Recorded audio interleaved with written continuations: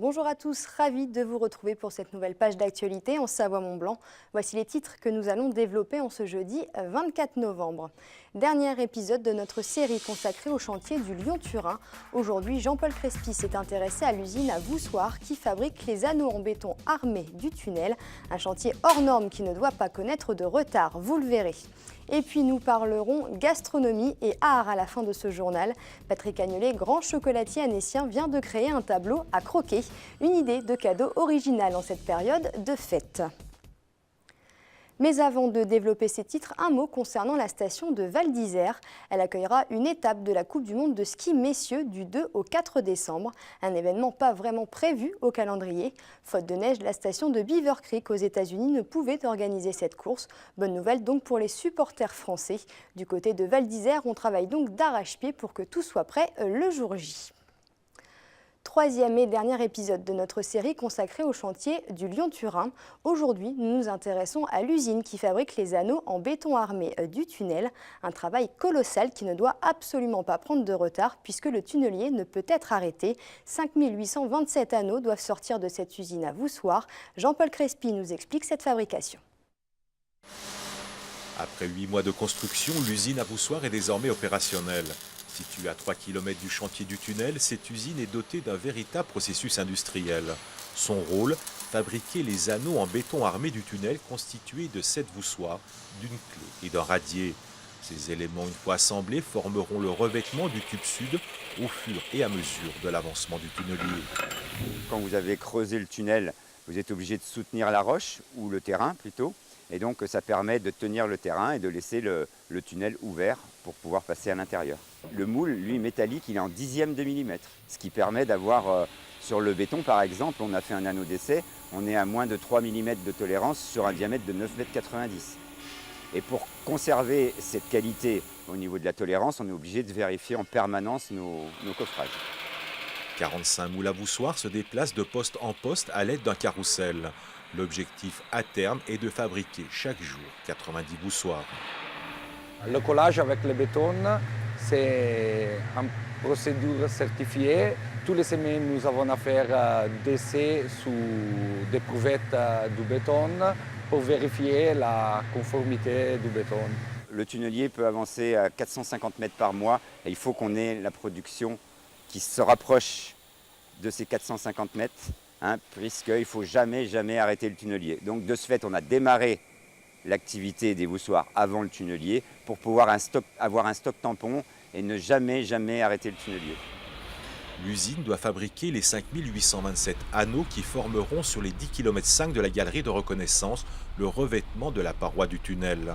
21 000 tonnes d'armature coupées et façonnées et 165 000 m3 de béton seront ainsi utilisés.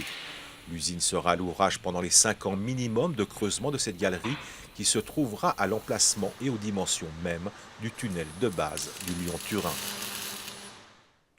La commune de Megève est sur la sellette financièrement. La Cour régionale des comptes remettra son rapport dans 3 semaines, mais la commune affiche un endettement supérieur au seuil d'alerte. Elle va devoir faire 5% d'économie sur son budget de fonctionnement, vendre pour 15 millions d'euros de terrain et surtout ne plus rien emprunter durant 5 ans pour payer son fameux Palais des Sports.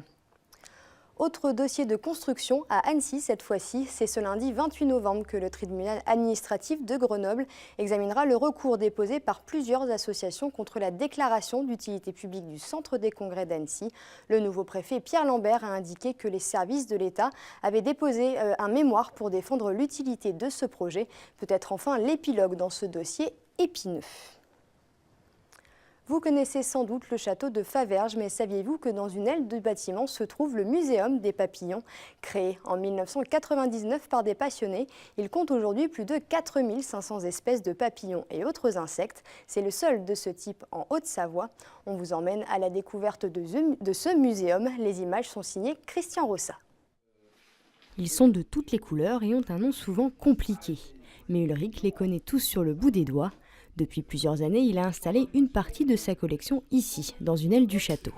La mairie nous a proposé de venir nous installer ici au château et ça nous convient très bien. Et en plus, ça permettait de présenter les bêtes et de les conserver dans un environnement idéal. C'est-à-dire l'épaisseur des murs. La possibilité de fermer les ouvertures, donc d'empêcher le soleil d'entrer dans les salles. Et comme je dis toujours, c'est exactement comme le bon vin. Il faut que la température monte doucement, qu'elle redescende doucement pour que ça ne nuise pas aux bêtes qui sont présentées. 4500 bêtes et bientôt 5000 se trouveront ici sous verre. Mais avant d'arriver ici, il a fallu les récolter un peu partout dans le monde. Amazonie, Pérou, mais aussi l'Europe. Les insectes sont envoyés dans des petites enveloppes. Ensuite, c'est un travail minutieux qui débute. Il faut faire très attention aux manipulations.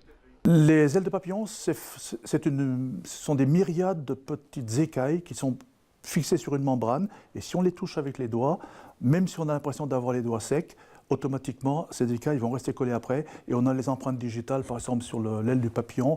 Et c'est plus présentable. Donc il ne faut jamais les toucher. On a des pinces souples, des pinces très souples pour les prendre. Les bêtes sont donc ramollies quand on les reçoit, elles sont sèches. Elles sont ramollies dans une atmosphère un peu humide. Ensuite, montées sur épingle, mises sur des étaloirs. Les ailes sont étalées et jamais en contact avec d'autres épingles pour maintenir les ailes en position. Pour voir ces petites bêtes de plus près, il est possible de visiter le musée toute l'année sur rendez-vous. Et pour ceux qui auraient besoin d'un peu plus d'exotisme et d'adrénaline, certains insectes sont, eux, bel et bien vivants. On termine ce journal avec un sujet qui va donner envie aux plus gourmands. Vous le savez, les fêtes arrivent à grands pas. Et si vous êtes en quête de la bonne idée, en voici une. Fanette de Buisson a rencontré un chocolatier à l'esprit créatif installé dans le bassin annécien. Patrick Agnolet a imaginé des tableaux en chocolat. Une première, il a même fait breveter le concept. Reportage. Depuis quelques jours, la boutique de Patrick Agnolet s'est transformée en galerie d'art. Mais chez le chocolatier, l'art est forcément gourmand. C'est juste ici, vous avez juste à lever les yeux. 16 tableaux s'exposent au regard et à l'appétit des clients. L'idée est venue comme un flash, de mettre des créations à l'intérieur d'un tableau. Et puis ensuite, il a fallu trouver une technique pour pouvoir faire tenir de façon verticale ce tableau, plutôt le chocolat à l'intérieur du tableau. Et quand j'ai trouvé la technique, ensuite j'ai déposé un brevet et puis on fait le lancement cet automne. C'est au pied des montagnes que nous retrouvons Patrick Agnolet et son équipe dans le laboratoire. Pour les fêtes, il concocte une collection aux couleurs de Noël. C'est qu'on tombe sur une portion d'arbre, comme si on faisait une photo en macro sur un arbre et on voit que rien n'est laissé au hasard par le chocolatier qui garde un œil averti sur ses productions gourmandes.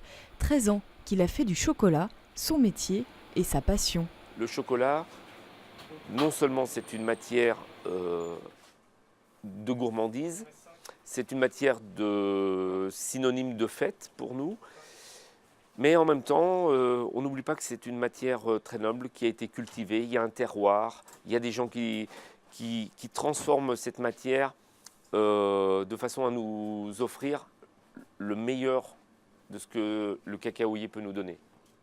Chocolatier, l'idée c'est de magnifier le chocolat. On va s'exprimer de façon artistique avec cette matière, mais aussi avec gourmandise.